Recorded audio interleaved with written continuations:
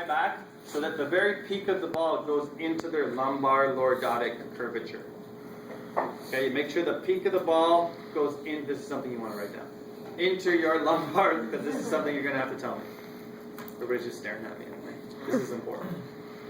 Okay, so you got to tell them that the peak of the ball goes in. So basically, it becomes a lumbar lordotic support, right? The peak of the ball goes right in there, and it supports your lumbar spine to try to keep it neutral. Okay, once they're in that position, what you want to do is you have them not be folded over the ball like this. You're going to put them into the position that you see almost right there. And we call this exercise the Bosu dead bug exercise. But feel free to give it any name you want to. So last 2 semesters ago, I think it was, somebody came in to the lab to do their exam. And they told us, yes, they told us external oblique, internal oblique, rectus, abdominus, so the muscles were like, good. How are they trained in this exercise? They're trained to prevent extension. Isometrically, we're like, good. And he's like, okay, show him the exercise. Okay. And he's like, okay, so this is the cockroach exercise. I was like, what? He's like, the cockroach exercise. I'm like, what are you talking about? He's like, well, you look like a dead cockroach when you're in this exercise. And I was like, I don't want to go over to your house.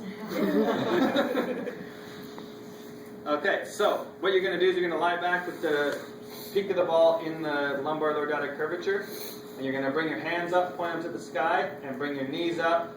And keep them, there it is. Look at that shaking, I love it. Your nervous system going, holy shit, what is this? Okay, good. Good, keep your hands back just slightly.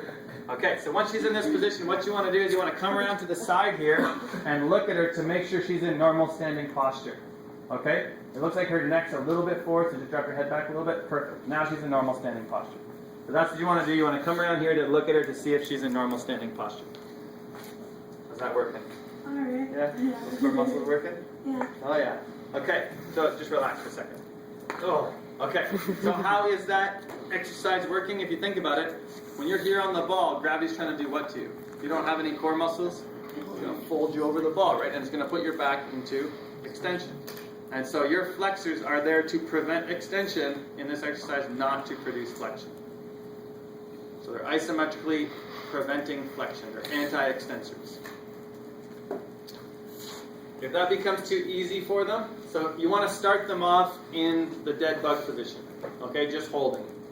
If that becomes too easy and they can hold it for a really long time, you want to make it a little harder by getting them to do bicycle kicks with their legs. So just slowly kicking one leg at a time. Want to try? Okay. Let's do it.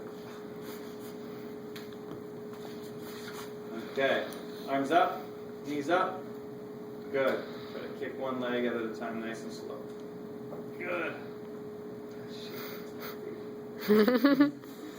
Neurological system is on fire. Good. Good. All right, relax. Well done.